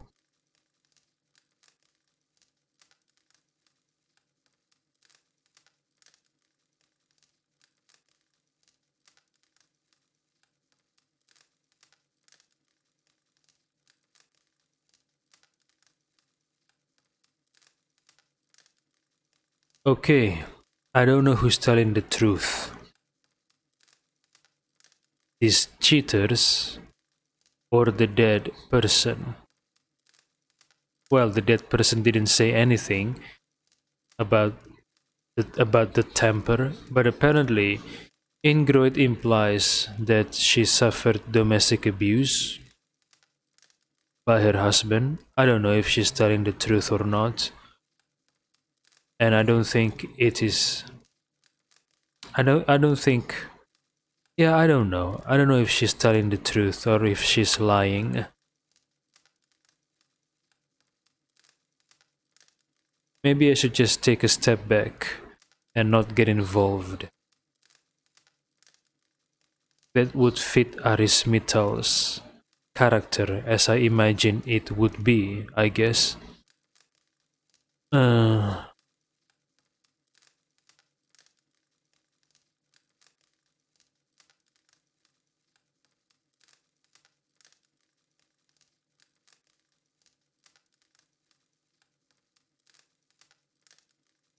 Arismital says, "I don't need your coin. Go. Get out of my sight." Should I choose that or should I take the coin? Well, in the case of Wirtan, he promised to pay me. Well, he didn't promise to pay me actually. He said I'm free to take whatever I found in the temple. But I think he also said he's going to pay me. So it's a contract, it's a job contract. And in the end, I decided to get Wirtan to honor his end of the bargain, to pay me and some extra. But with Nonton, it wasn't a job. He was just warning me about a bear in the north. That's it. Okay, Arismital says, "I don't need the money. I don't need your coin. Go, get out of my sight." Ingroid breathes out shakily. Yes, we will. Thank you. Thank you for your compassion. Oh, shut up. It's not compassion. I don't know the truth. And so I don't want to get involved. Ingroid says, let's go, Nonton. We've a long way ahead of us. Thank you again, we won't forget this, says Ingroid.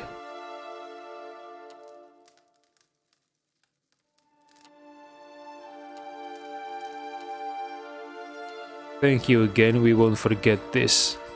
Okay. So where are they going? Ingroid was talking about Defiance Bay, I think.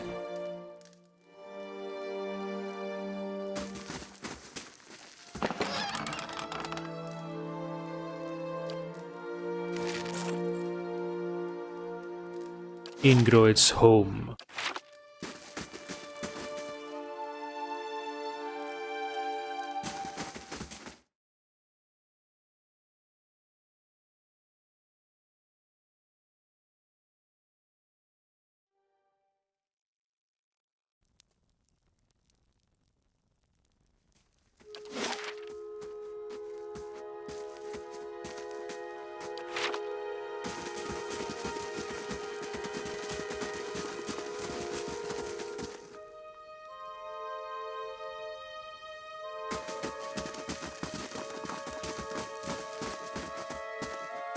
Thealphalion.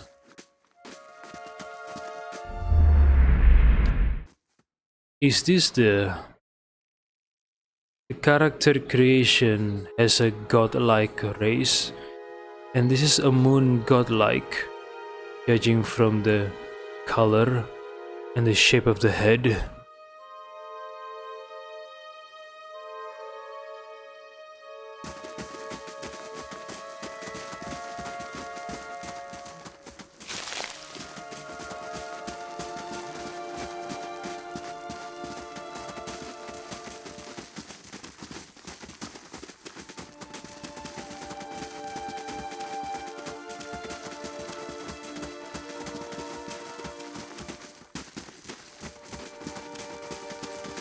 Ronin Teronian, Hugo.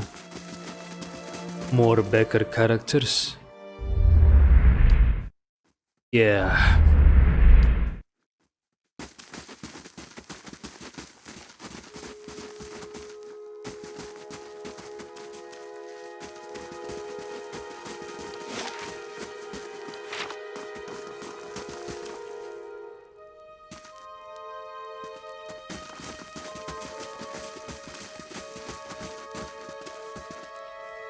It's such a shame about Perly. The beasts are growing bolder, says a villager.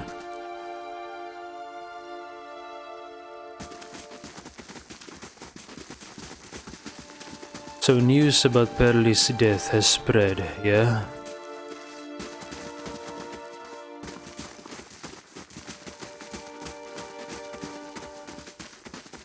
Blackhammer Smithery.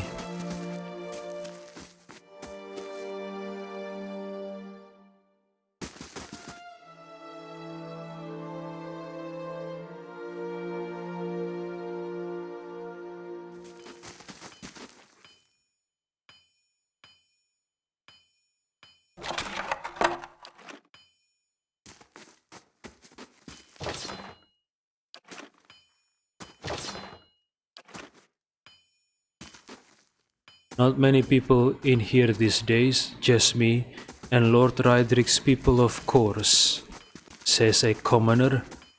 Speak to Master Tuatanu if you want something, says the guard. Dented and dull, these swords look ready for the forge. Apprentice. Apprentice says if you want to buy something, it's Tuatanu you should speak of. The bellows sigh into the furnace, and the coals burn brighter still.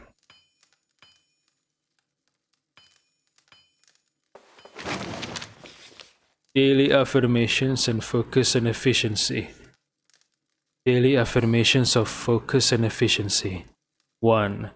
All errors can be reforged into lessons. Abidon rebuilt himself from ruin. No setback is insurmountable, not even death itself. So long as the soul is dedicated to the task. Work hard, work well.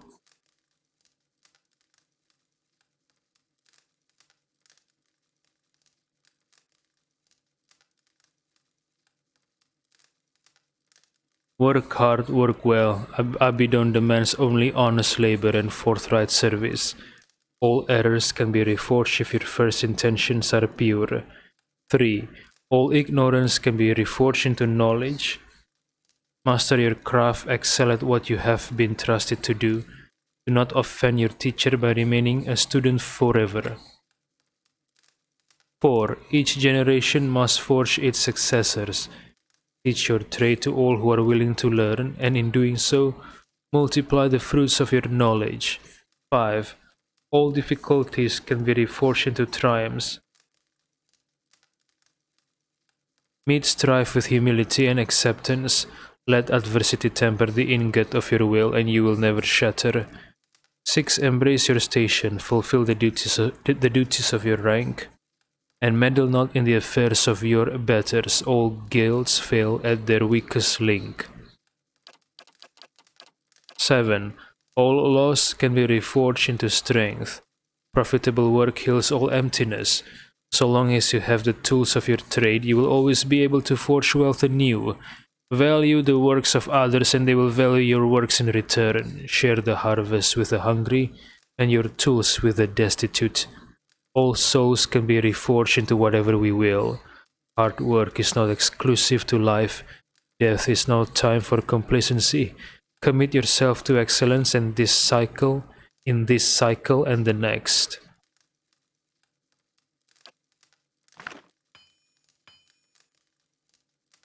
Duegan Still Caller, Arlan Orinson, more Becker characters.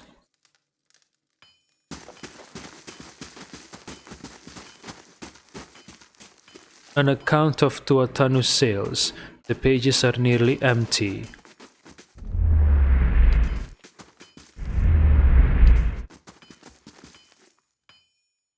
Tuatanu. This Aumaua man is of an impressive build, towering above the countertop.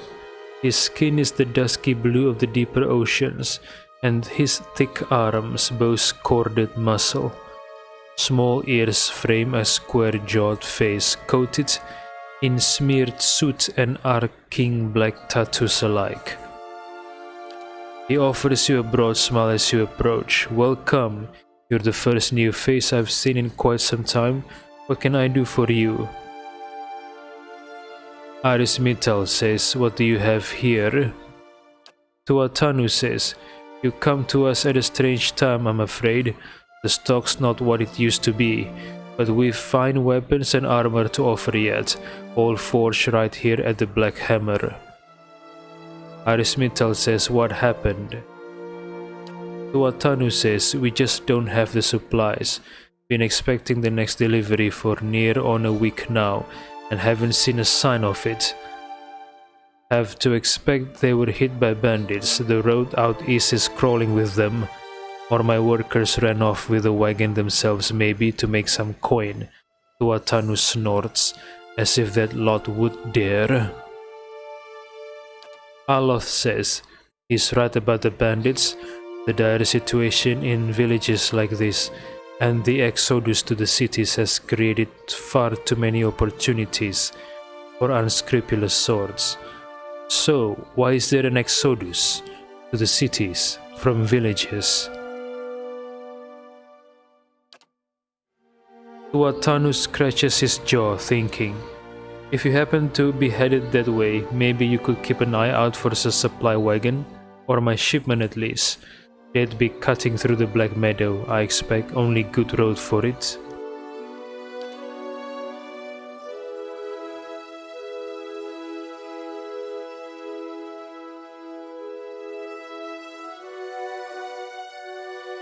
As it is, most of our weapons go to His Grace, Lord Rydrick.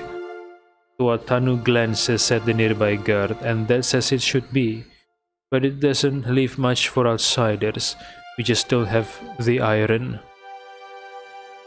Arismital says, where was the wagon traveling from? Tuatanu says, we send the wagon up to New Heomar with weapons, and it swings around through Logome and the like to purchase supplies. Shortest route back is through the Black Meadow, and then north through the wilds. Tuatanu shakes his head. Had a trader come through with word they'd made it to Logome, but haven't heard a thing since.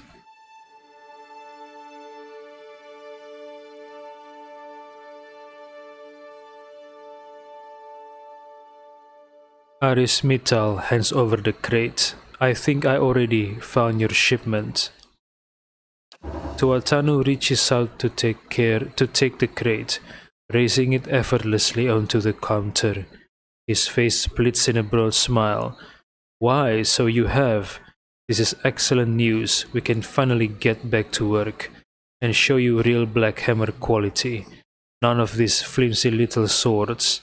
Gilded Veil, major positive HIV. You have lost an item, shipment crate. Tuatanu says, here, I'll give you a taste. He ducks behind the counter and rises with a heavy wooden shield in hand. Might not have had much in the way of materials to work with, but it's still Black Hammer craftsmanship. You go on and take that.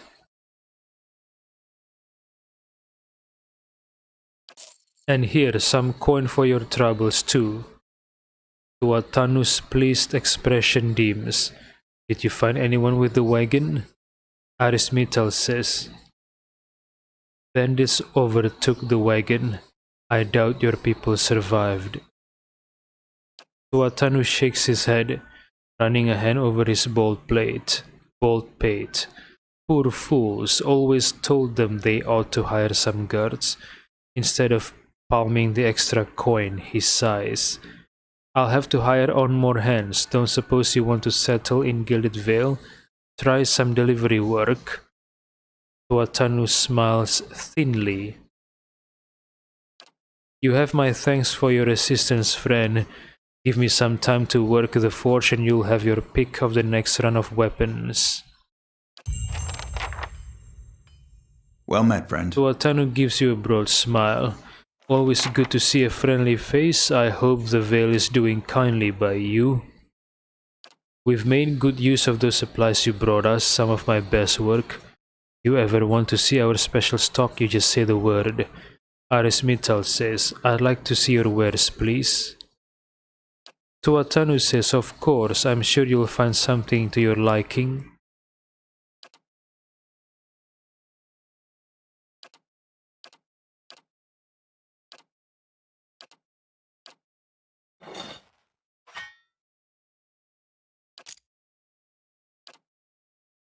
Bronze horn figurine uses one per arrest, though tarnished and lusterless in its remarkable age. The intricate inscriptions and texturing still discernible on the horn surface, along with the artifact's obvious longevity, suggest an object of expert workmanship. Effects summon animat. What's an animat?